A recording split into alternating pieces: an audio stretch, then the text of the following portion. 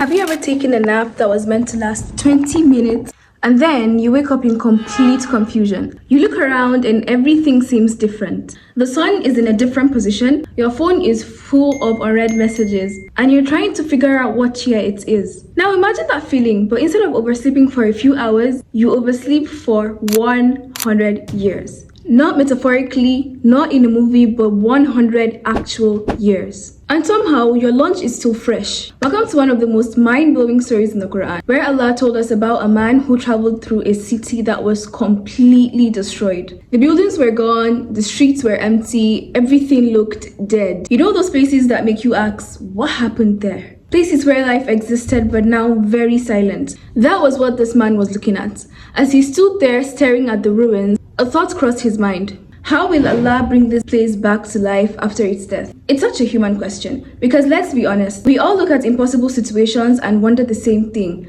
How can this be fixed? How can a broken person become whole again? The man had no idea that Allah was about to answer his question in the most unforgettable way possible. Not with words, with experience. And suddenly, his story paused. Allah caused him to die. Like literally, he died at the spot. And while he remained motionless, the world kept moving. Children were born, those children got old, those old people died, new generations unfolded, families disappeared, wars happened. 100 years slipped by and the man knew nothing about this. Then Allah brought him back to life.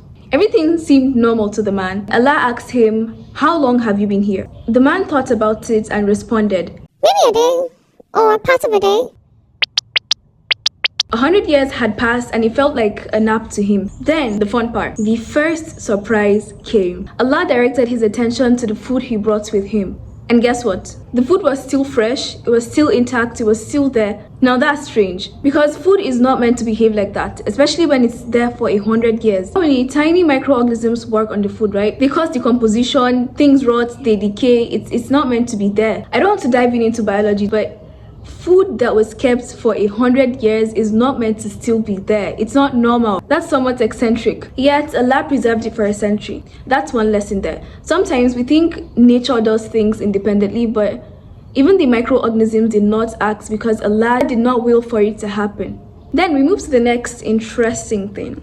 The donkey he came with was dead. Quite normal, you say. But here's the intriguing aspect. Allah did something insane. The bones started coming together. Like they were actually forming. How do I say it? The bones of the donkey came together exactly as they were, piece by piece. Imagine standing there and watching that happen. The flesh covered the bone and life came to it in front of his eyes.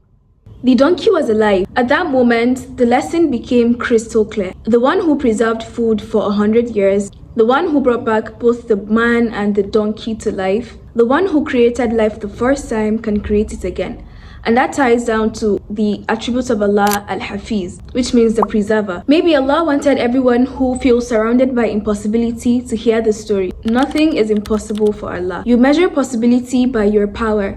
Allah measures it by His. That's the lesson of the story, and I hope you enjoyed this video. If you like this video, make sure to click on the like button, share with someone who might need this, subscribe for more videos from me, and I'll see you next time. Wait, for the actual verse, it's verse 259, Surah Al-Baqarah, and it goes, Bismillahirrahmanirrahim.